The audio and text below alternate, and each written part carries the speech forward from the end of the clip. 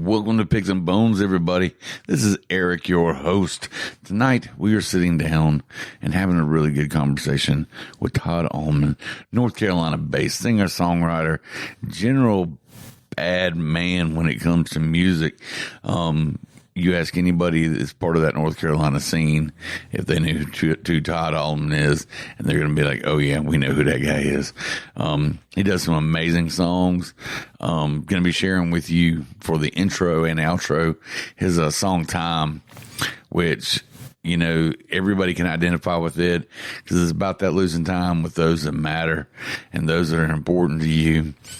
And then we're going to share one towards the middle, Life Without Parole, which, you know, it only takes a flip of the coin for that to happen to just about anybody. Things go from great to what just happened. So I hope you guys really enjoy our conversation. Just me and this old guitar up on the stage. I left you at home. You had to raise our kids on your own.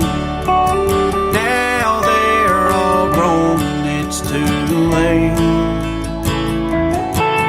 If I could take back time and press rewind, you know that I would. But damn it, I can't.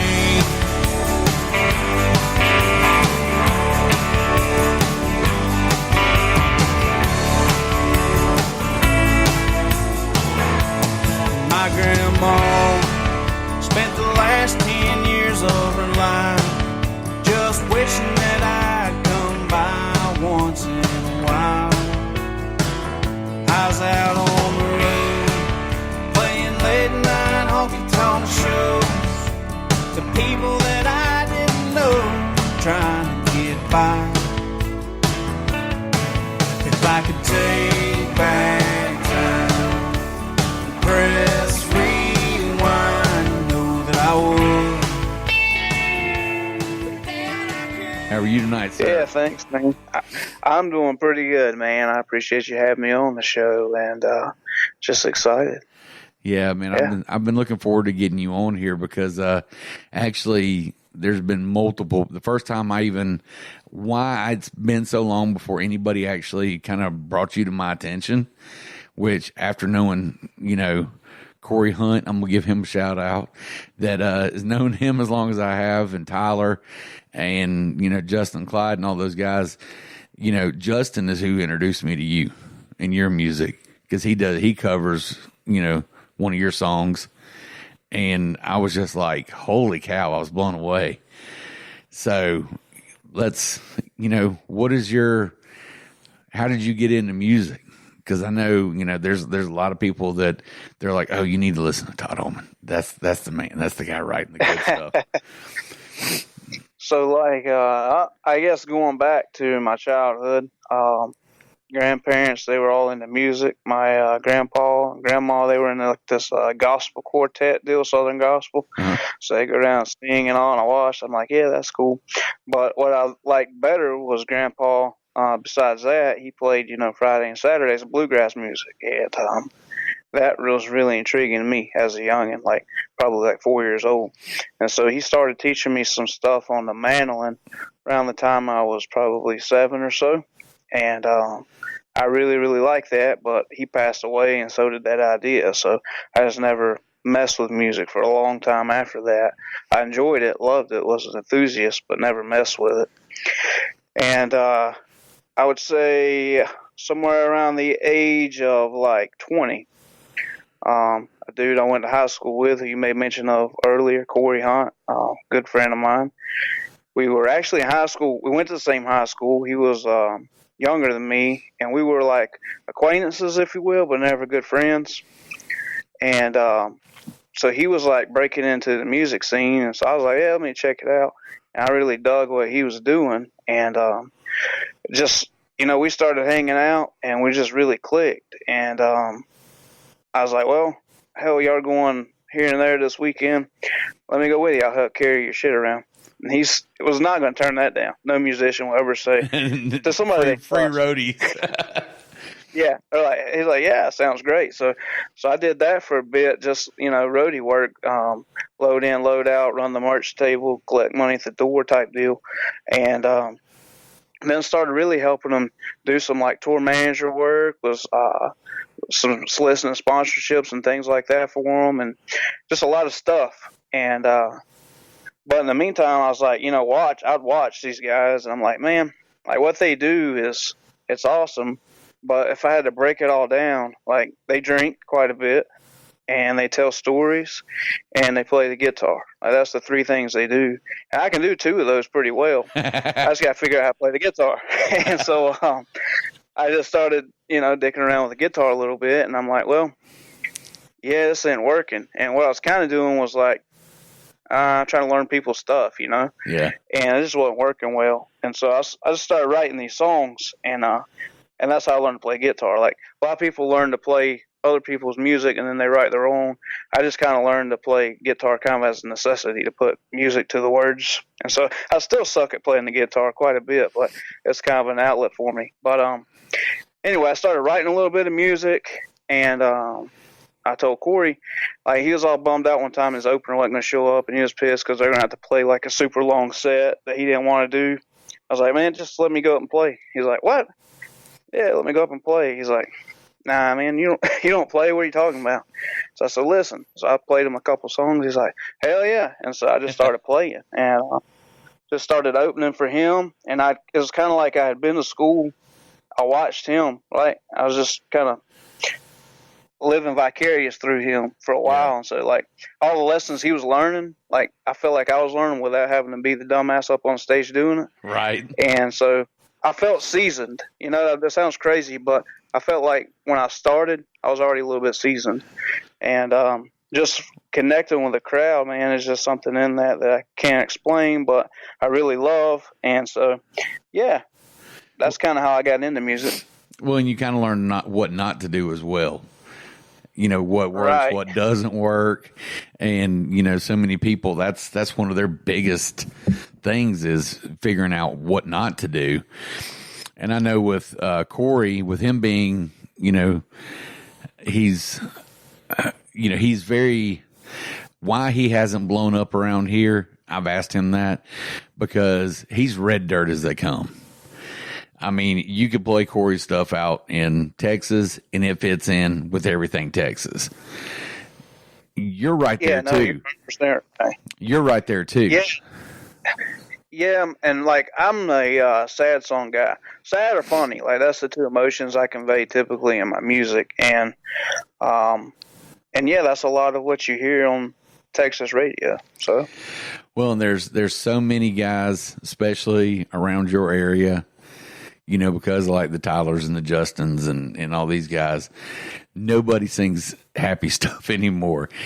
I mean, because Justin Cloud will tell you, I don't sing happy music. There's a guy from over here. I don't do happy songs. I don't do happy music.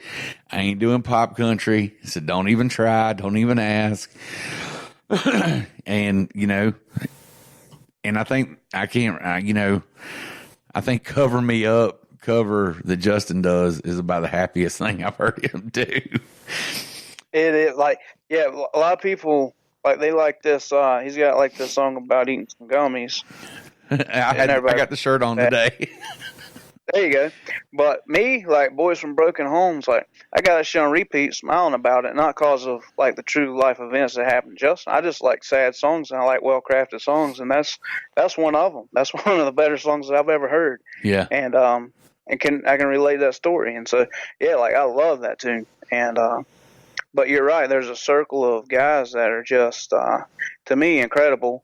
And what sucks is not a lot of people know about them. So yeah, I mean, and talking about Corey, I mean, so you've been on tour with him and Eric before they started adding more pieces to the band, and honestly, I think that was the best he ever sounded. I know that he'd probably slap me for saying that, but when it was just that raw two piece, you can't beat that. No, I agree. It's funny you say that because it's my favorite too. And I'll tell you, there's no Shovels and Rope. That's the only other two-piece I can tell you don't sound like a damn two-piece. But they definitely, like, to me, they sound so full. What they do, the dynamics are so great. It's just, I like that two-piece. And I love the fact that you were the first person to bring up Shovels and Rope on my show. They are so underrated as far as people that actually listen to them. Because, I mean, Carrie Ann Hurst has been doing this for a hot minute. And her voice just fits so well. And then, I mean, even, you know, you go back to, you know, White Stripes. But they're the Southern White Stripes, if you will. I think that would be the best way to put it. Yep, that makes perfect sense. But yeah, they're I really like that band, and you know, it's funny. I talk with musician friends, and they know Shovels and Rope, but hell, most other people I encounter in life don't. And, man, they're missing out. They really are. So since you taught yourself guitar to write because you were writing music and you needed to accompany, you needed to have music with it. What's your process? You know, when you're sitting down, because I mean, you've got some pretty damn solid music out there. Because I mean, once I kind of got bit, I literally sat there for probably 4 or 5 hours just going back and listening to some different things and really digesting it. And I'm just like, damn, this guy's good.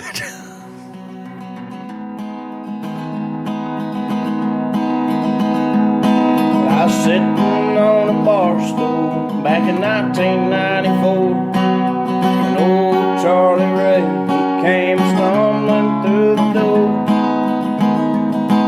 I told him that I needed all the money that he owed from the card game that he lost nearly a week ago. He said that he had it. He reached for his billfold. Let me tell you now that story unfolds. He reached down in his pocket. He came up with a knife. I said, you'll need more than that if you plan to take my life. Stuck my pistol to his temple, then I pulled the trigger. Now I'm sitting here in this state prison, life without parole, Lord, and I know I'm Charlie Ray fought his life. Yeah, I'll tell you, my process is, there's not a process. So that's the quick way to tell you. But it's different every time. And like, I mean, you know, I've got songs that I worked on for a long time, and I think they're decent songs. But I also have songs that I feel are some of my better songs that it was just a 10 to 15 minute ordeal where it just kind of flowed out. But, you know, a lot of times I'll have just an idea, a concept, and one line, and I'll sit on that for some time, and then boom, something will just hit me. Like, I'll tell you a perfect example. Corey and I, we were playing a show in Black Mountain, North Carolina, at not the Pump House, but the Town Pump. Yeah, Town Pump was the name of it. And so we walk in, and there's this smelly hippie guy. Like, I guess he just like stays in the Appalachian forest or something. He had like all kinds of gear. He had probably like $5,000 worth of gear, but he just nasty ass looking and smelling type guy. You know, like he just roughed it.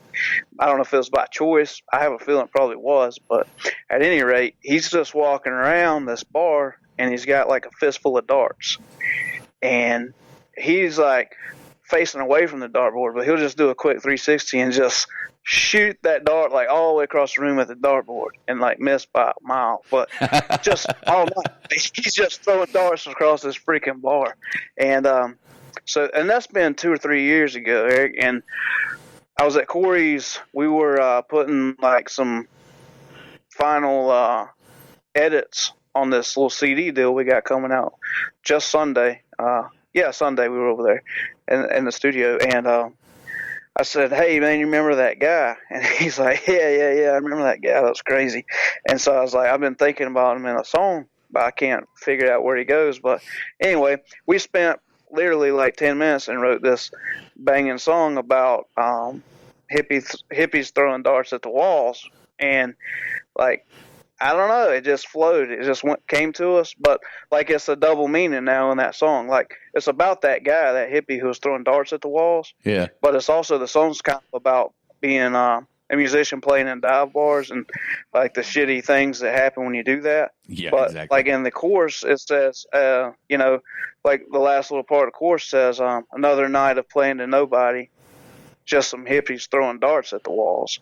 Well, hell, that's what you feel like as an artist, is like you're just some hippie throwing darts. Yeah. And you can't hit the dartboard for shit. You're just hitting the wall. You're not hitting what you're aiming at. And sometimes it's your by head. being there in that dive. So, yeah. So, I don't know. But that, it's like a 10-minute deal, and I think it's going to be a banger. I think he wants to put it on his next record, and I'll probably end up cutting it somehow, some way, sometime. But, so, yeah, it just happens. Like, I have an idea, like I say, sometimes for years, and then just do something with it.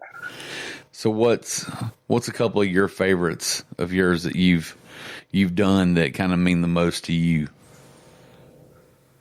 I really like Time. And again, that was one that was pretty quick. It was a quick write. It was just me in my bedroom for 10 or 15 minutes and threw that together.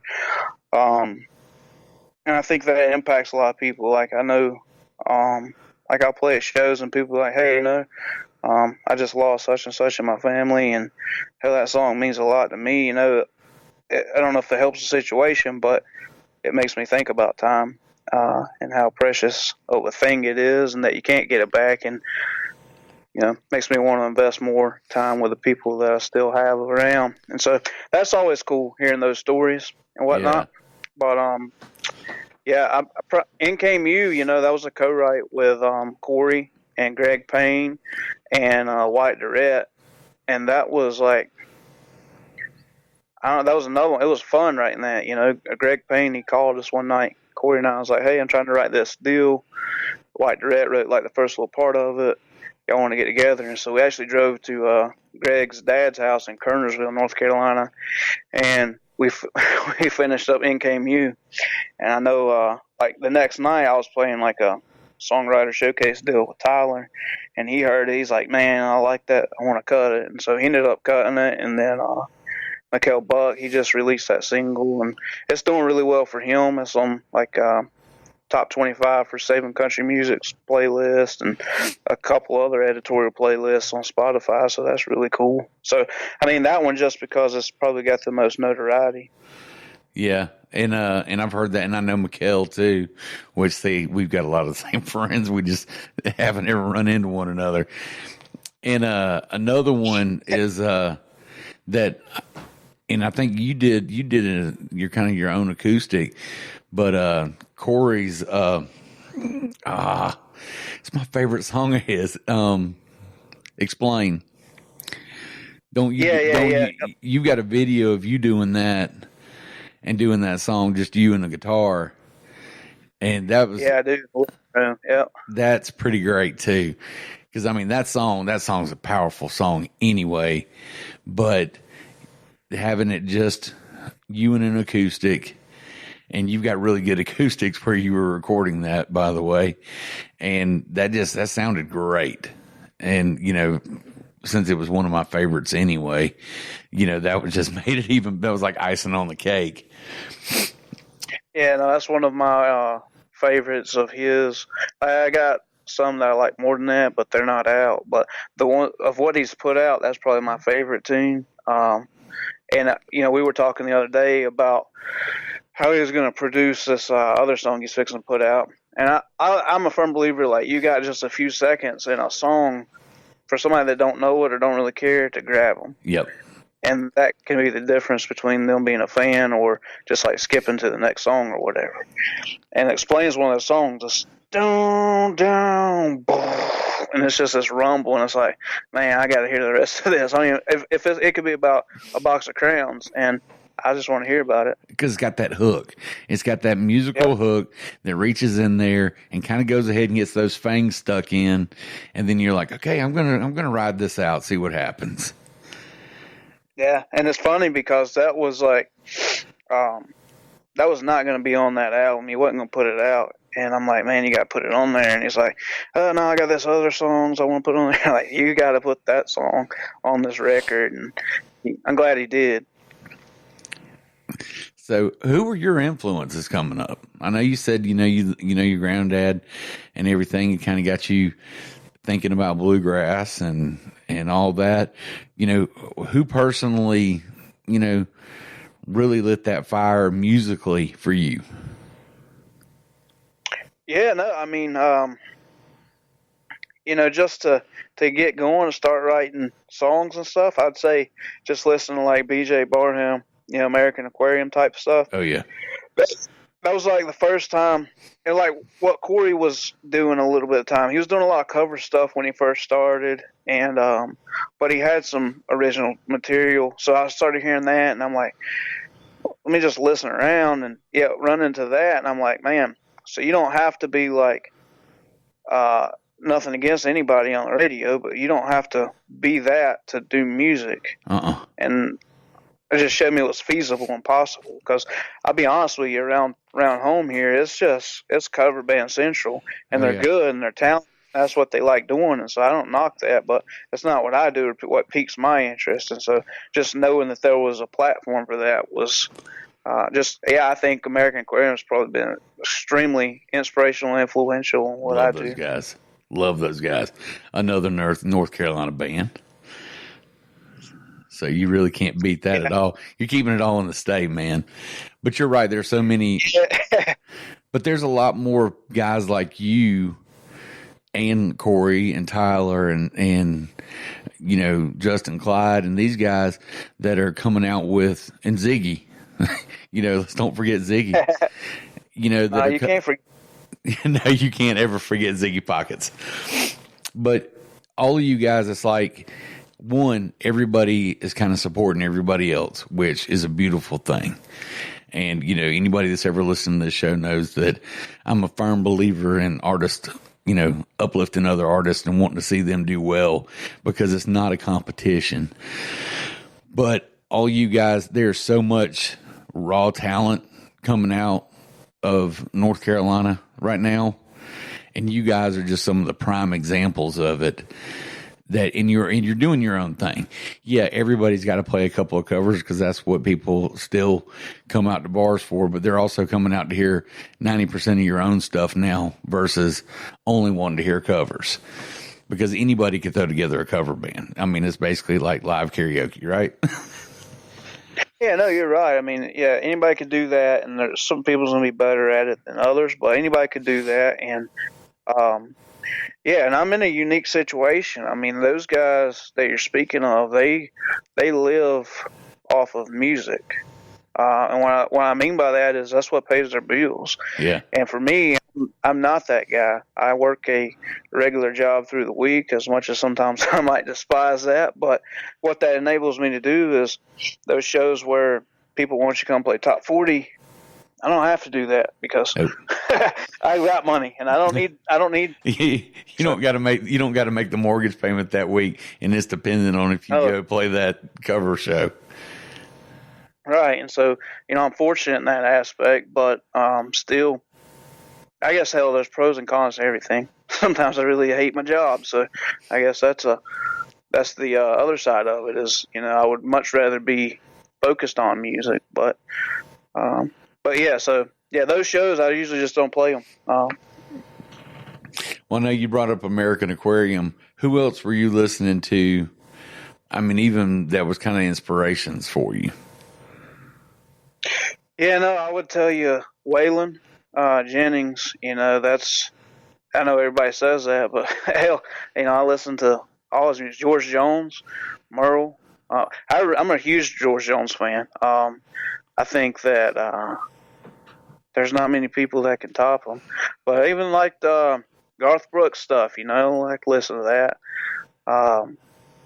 Rap. I went through a rap phase, and so a lot of the rhyming schemes you hear in my songs are probably influenced from like hip hop. To be honest with you, some of it, and that's just from probably like the age of like 13 to 15, listening to like some Eminem and Ludacris and different crazy stuff like that. Whatever I thought I could listen to and girls would like it that I listened to it, I'd listen to it. Right.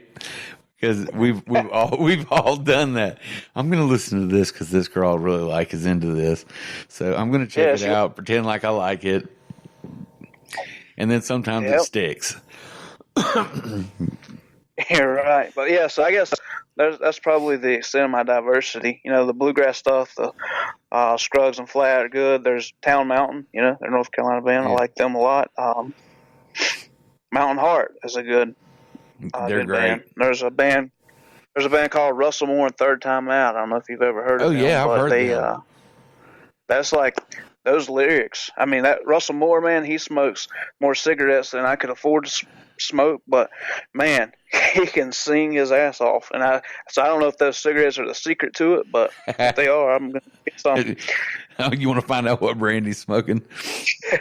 Yes, sir. And I know a lot of people refer to your style of music as Tobacco Road, which you're red dirt. I mean, you're just Carolina red dirt. And, you know, it's real. It's people that work for a living's music. It's blue collar.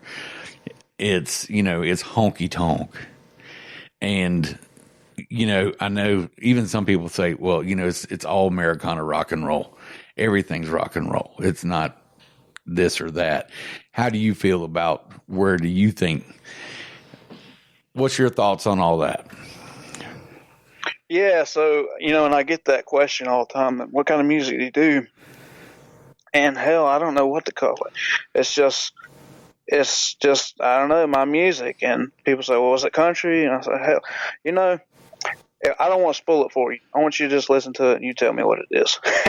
And that usually gets people to listen to it at least, and they'll say, yeah, well, I think it's this or that. But I don't know what you call it. And I don't know that it has to have a label. I think that's something that if I was looking for a huge record deal or something like that, I'd need to pigeonhole it somewhere, but I don't think I need to today. So I just call it music. Well, and you know, you've got like Cody Jinks that never got a record deal and had 2 back-to-back number ones in 2 weeks. So, I mean, it's being proven, you know, even American Aquarium didn't have a label. So, I mean, you don't need a label to be successful or to get played on the radio. Not these days. Yeah, it's true. It's a totally different time. Matter of fact, you know, Tyler Childers, he just signed a record label, and you know, I would imagine his contract looks way different than Britney Spears' contract did the first time she signed a record label. Oh yeah. I think now, you know, they can pretty much do what they want with those. Now, it may be not as much money either as it used to be, but at least they have the integrity of writing what they want to write and retaining their music. Yeah. These days. Well, and that's a huge part because I mean, look, how many years was it that, you know, if you got a record deal, the record company owned you, they had rights to all of your music. You know, you didn't even have rights to your own stuff, that's your blood, sweat, and tears, and that your life, you know, that's your heartbeat out there. And yeah, kind of crazy. Yeah, it's a big sacrifice.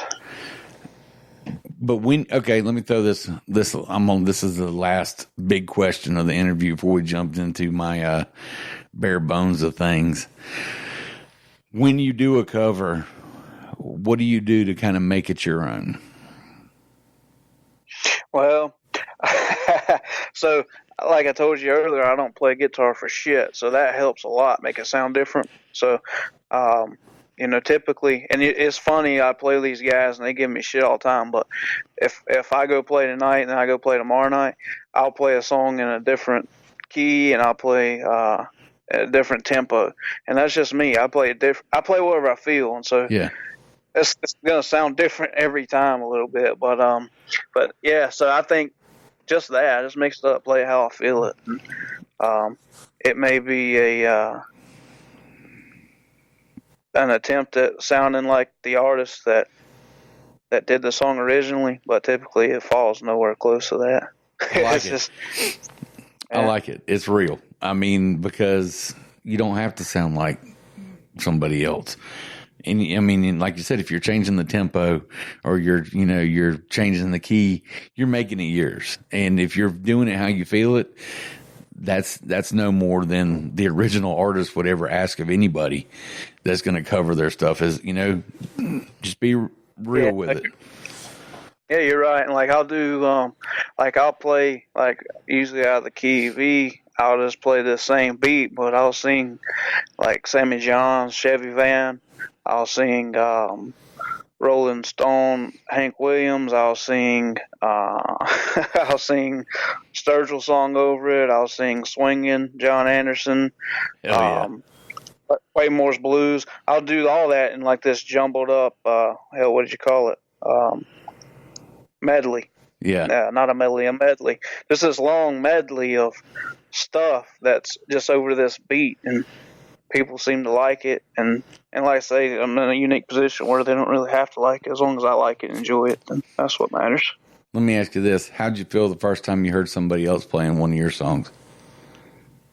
Oh, dude, that was awesome. I think the first person was Tyler. To be honest with you, Tyler Hatley. Yeah. But since I've heard, a lot of people. And Justin's one of those weirdos, man. Like, I'll play a set, and like I know good and damn well it's like the first time I played that song live anywhere. So this is literally one time he's heard it, and like I'll be at a show and he'll play it. I'm like, how in the hell did you do that? But he's got like one of those memories, man. He picks up on it and he learns it, and he's passionate about it, and damn, he's good. He's really good. Yeah, I was giving him. We were at one of his shows the other night, and it was getting late, and that guy could sit down and play for like 8 hours straight and never repeat a song, and people were throwing stuff at him, and I'm like, all right, I got one for you. I said, I want Hurricane Warning by Turnpike. He goes, man, I don't know that one. Why'd you have to be an asshole and bring that one up? He literally brings it up on his phone. He plays through the melody a couple times, drops the phone, and tears the roof off of the song. And I'm like, okay, that's something else. He completely had memorized it. And I'm like, the dude's just insane. He really is. And you're right. I was backstage at the Grand Ole Opry probably three months ago now, and I was watching the players, like the house band, mm-hmm. and that's what they do. They got, they just listen to the song like twice, chart it, and they go play it. And I was thinking, matter of fact, while I was watching, I was like, Justin could do that, but he wouldn't have to chart it. Like, he just listened to it twice and go out there and play it. Like, that's just the type of person he is. It's amazing. All right, let's get into some bare bones. What is your favorite guitar to play?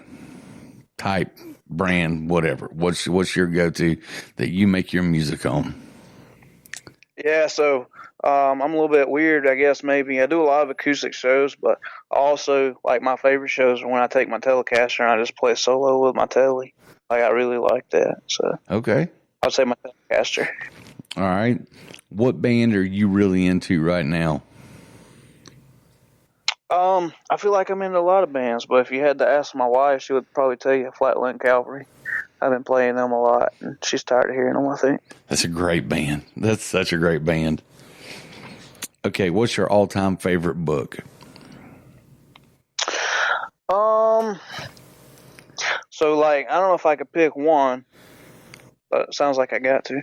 Like, Nelson DeMille is this dude. I don't know if you ever heard of him. I never did till, like, happenstance one time. But he writes these, they're like mystery novels. But, like, The Lion was probably the best one. But he's got a whole series, and I got into that at one point. I was reading those. But, yeah, so I guess that one. Okay. Now this is going to be, as a North Carolina boy, you're gonna like this next one. Pulled pork or brisket, but what kind of sauce? Yeah, so I was fortunate enough to be invited by Corey out to Texas this past year. Yeah, this year. We're still in 19. So, and I enjoyed that experience, but what was most enjoyable about it was the brisket. It's not like any other brisket I ever had, and no sauce on that brisket. So, Texas brisket, no sauce. It's that dry rub that makes it so perfect. Yeah, and I actually had Carolina barbecue for supper tonight, and so it's not I don't like it, but that Texas brisket's hard to beat. All right. What was the first record you ever bought or picked out for yourself? You remember a guy named hell, I can't remember his name. There's a comedian, Ray Stevens. There you go, Ray Stevens. Yeah. Stevens. Yeah, I was a little kid listening to that, man. It's me again, Margaret. Are you naked? Yeah. That dude. Yep. And the squirrel in the Baptist church. Yeah. Everybody remembers that dude. Okay. That's great, man. You were the very first person to bring up Ray Stevens as their first. So you're setting new levels. Okay. What was your first concert? Like Johnny Lee opening up for Aaron Tippin. Okay. Yeah. Go ahead.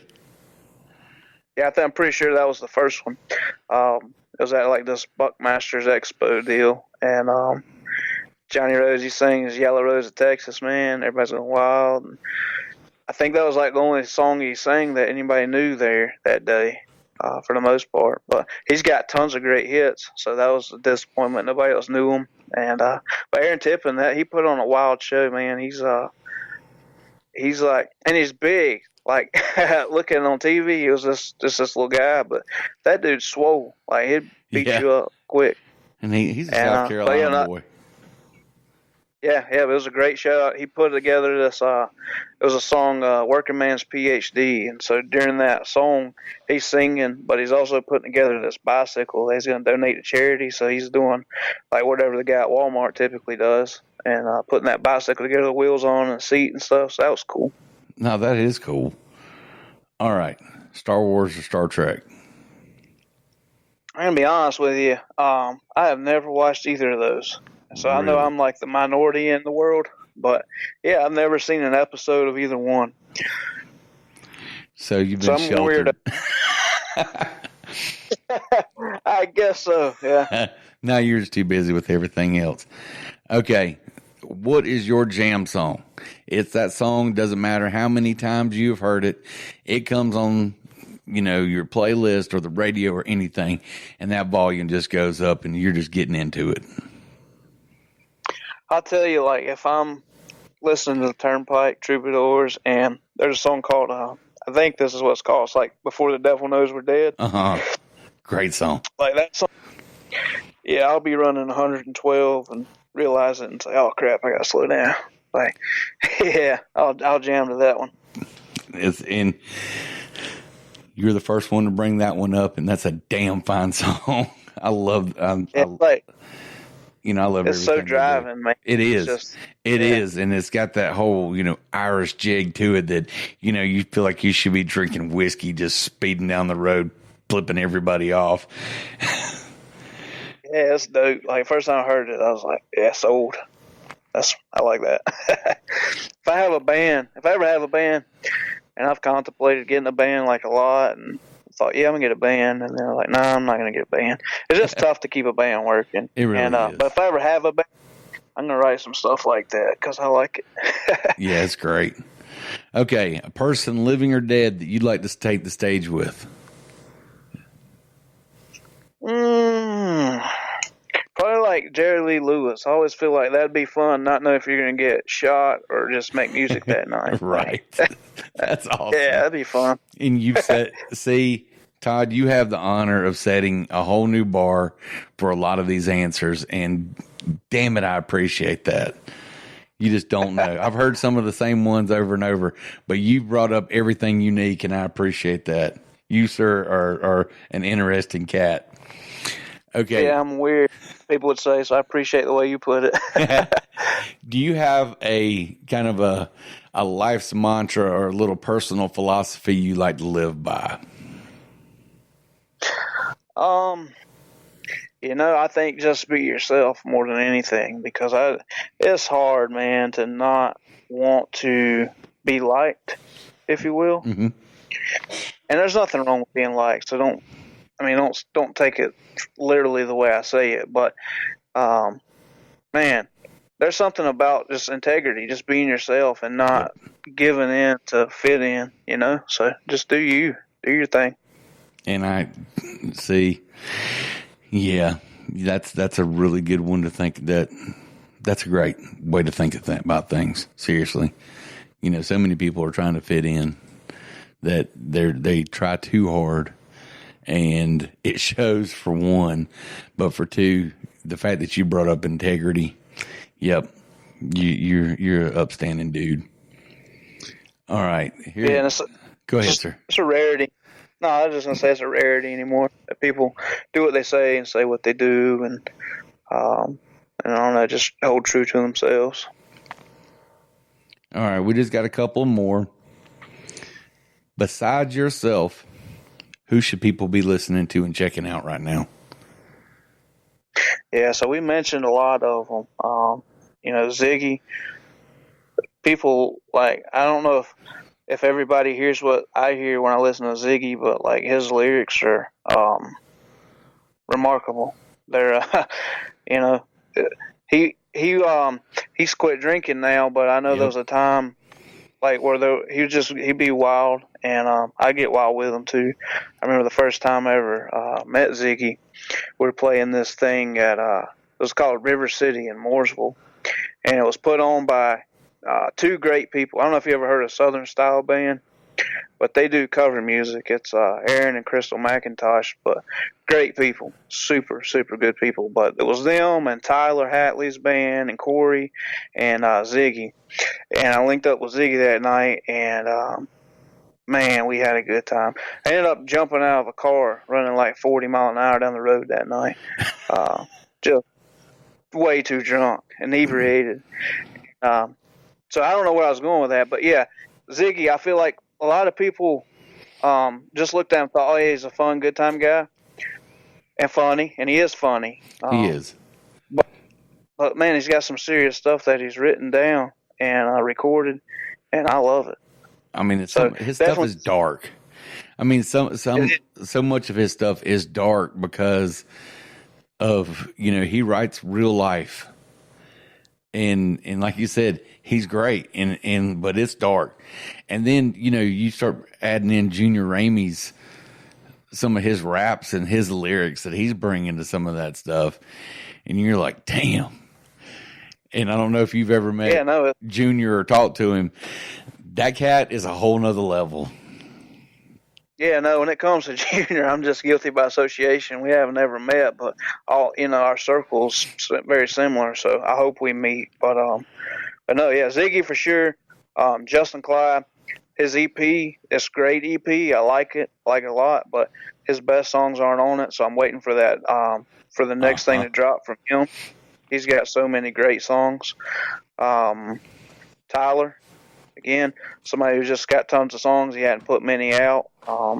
Corey Hunt, he's got a project in the works, but he's got a lot of music out there.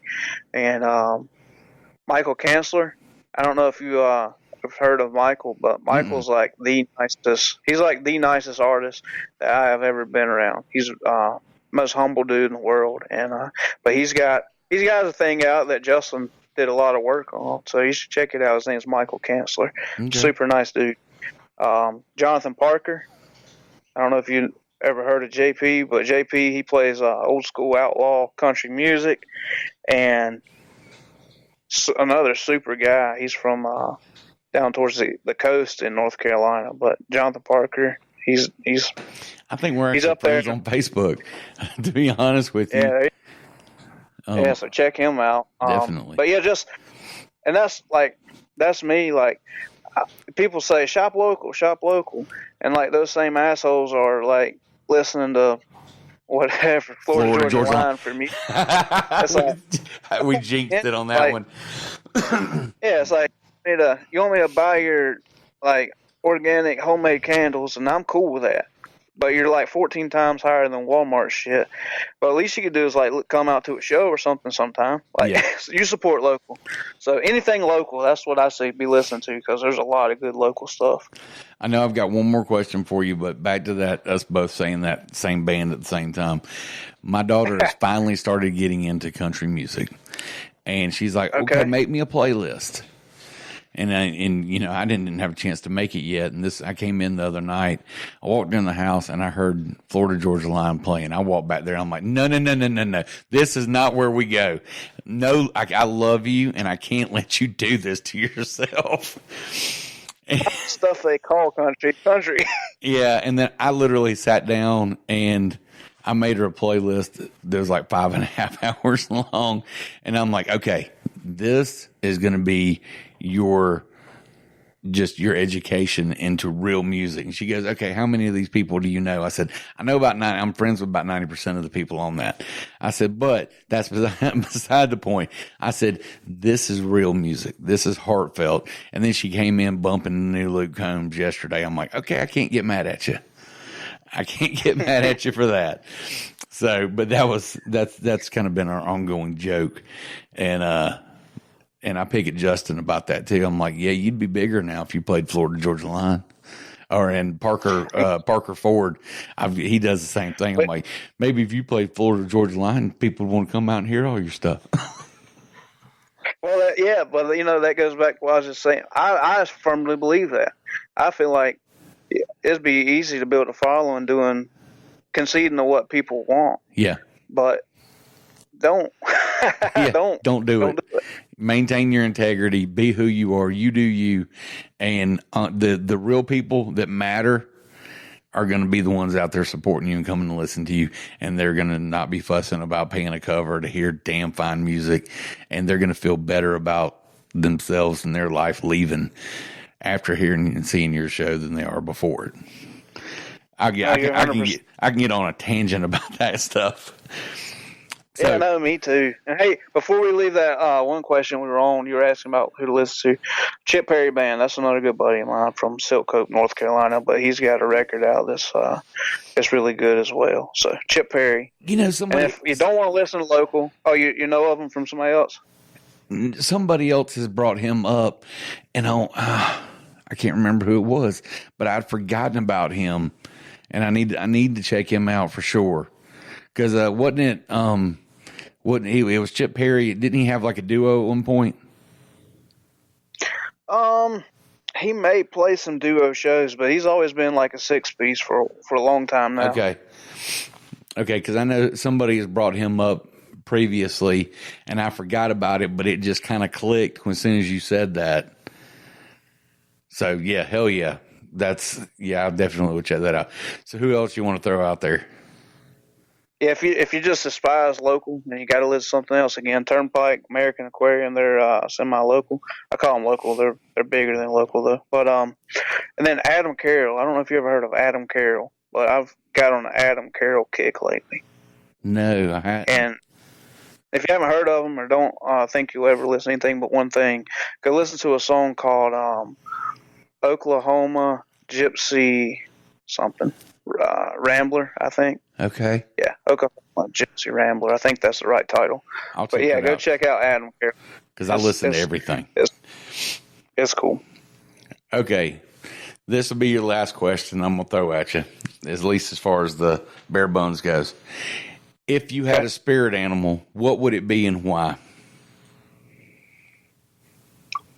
Well, if I had a spirit animal, what would it be and why? So I guess if I had a spirit animal, it would be does this got to be like an animal? You can pick whatever you want it to be. It can be mythical. It doesn't have, I've had somebody say unicorn, so. Yeah, right. I'd say I don't know. That's a tough one, man. Or any animal. If you could be an animal, what animal would you want to be?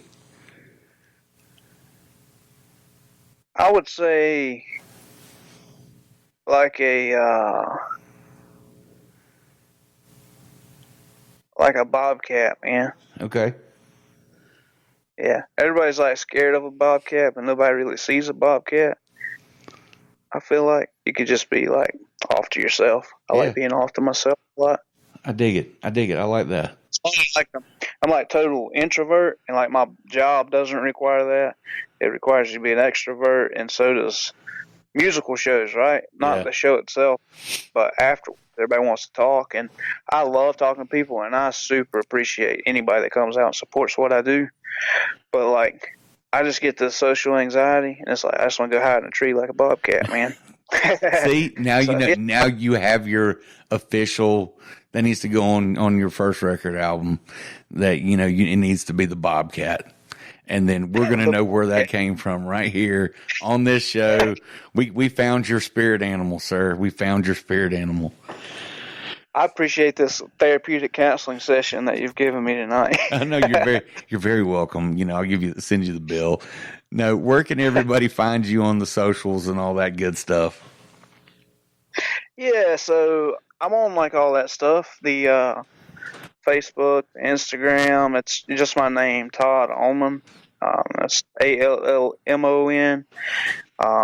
Yeah, Instagram, Facebook, Spotify. I got a couple songs there. Working on a project to get some more up and going. And yeah, that's kind of. Don't forget YouTube. Yeah, YouTube. Yeah, there you go. That's where everybody's like, man, I listen to your stuff all the time with YouTube, but you need to get something on like iTunes. I'm like, yeah, I know. But yeah, YouTube. I think that's where most people listen to my stuff because it's nowhere else for the most part. Hey, it's great. But I got Time. That's a cool song of mine, I feel like, it's on a great Spotify. Song. And then Christopher, my Christmas song. I like that one too. And speaking of that, I want to include that I'm doing a whole episode just for Christmas, and I will get back in touch with you because your episode's actually going to be coming out. Let's see, the week before Christmas. So, and with that being said, and everything, I want to before we get off of here, I want to get a little snippet, and I would love to be able to include that song on my Christmas special. Yeah, that'd be awesome. You'll be up there with, yeah. I've got Adam Larson and out of Oregon. I've got Kevin Dedman from Dirty Grass. Those guys have got some stuff on there. Got some Texas coming out too. So it's going to be a really good episode. And, I want to put out something great that, features folks I believe in. And that's going to be a good one. Tyler, he's got a Christmas song, and Corey does too. So make sure you get their Christmas songs. Well, and I'm interviewing Corey Wednesday night. He's going to be, I guess he's going to be coming out the Christmas week on the show. So that would be really fitting too. And I will see Tyler next week. So this will be a good thing. And, Todd, man, I appreciate you coming on the show. I've been looking forward to it. Hopefully one of these days we're going to be able to cross paths and, we'll shake hands and have some beer, and we'll catch up some more. Man, I feel like I played all over Gaffney, Greer, Easley, everywhere but Greenville, South Carolina. Well, I'm in Easley, so I just need to know next time you're playing in Easley, and I will be there for sure. Well, listen, man, thank you. Thanks for coming on the show. Everybody, go out and check this man's music out. I promise you're going to enjoy it, and go support him. Anytime you see it, go support your local music and just get out there and, do the right thing. Support them. Buy their music. That's a big one. Buy their music, buy their merch.